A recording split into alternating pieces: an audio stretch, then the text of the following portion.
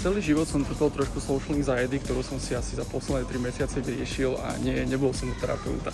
A vlastne som sa to spomenul pri tom pohľade na tie kondomy, že keď som vlastne bol mladší, ak som sa hambil reálne aj to kúpiť. Viem, že to je extrém, ale reálne sa viacerí s tým môžu tožniť.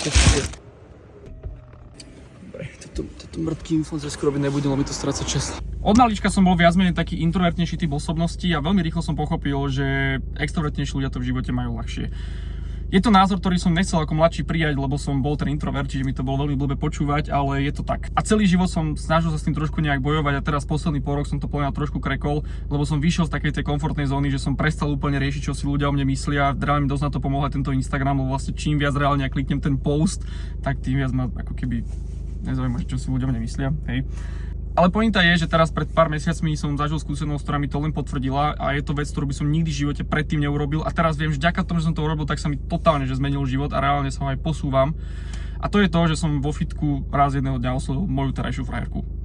A je to pre mňa vec, ktorú si vôbec neviem predstaviť reálne urobiť pred pár mesiacmi reálne ešte, že akože prísť za niekým vo fitku a osloviť ho. Vždy som bol taký, že čo si u mne bude ten človek mysleť, že je to trápne, tamto, trápto. A teraz viem, že keby to reálne neurobím, tak ja neviem, kde som. Hej, že vôbec neviem, čo by som teraz robil. Nehovorím, že by to bolo akože by môj život išiel do nejakej riti, to vôbec, lebo akože čak zase už som nejak rozbehnutý v živote. Ale je to úplne halu, že jedno oslovenie vám úplne môže zmeniť život a čo je pointa tohto celého, čo vám možno pomôže, je to, že ja úplne chápem, že ja som tiež vždy mal taký z toho ten stres a mal som tiež veľmi veľa nepríjemných skúseností pri sociálnej interakcii, že som sa zahambil, strápnil alebo niečo, ale stačí vám jedna pozitívna sociálna interakcia a vy pocítite taký ten dopamín z toho a odtedy už to bude len lepšie. To je také reálne, som to pocítil, taký ten domino efekt, že musíte skúšať, vychádzať z tej komfortnej zóny a jedenkrát, keď vám príde tá pozitívna interakcia, tak sa vám to domino tak prelomia, začne takto pomaličky padať a tým viac potom budete mať menej stres z takej tej sociálnej interakcie, ale viem len povedať, že by to len pomohlo. Že neviem, či toto niekto potreboval počuť.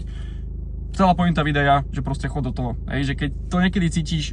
Krásnu vec som minule počul od jedného kamaráta sama, teraz ho tu spomeniem, ktorý tiež takéto videjka točí, že vlastne, že ešte nikdy nezažil zlú skúsenosť z toho, že niekoho oslovil. Vždycky len dobrú, že buď sa len niečo naučil, alebo sa nenaučil nič, ale nikdy nemal z toho, že zlú skúsenosť.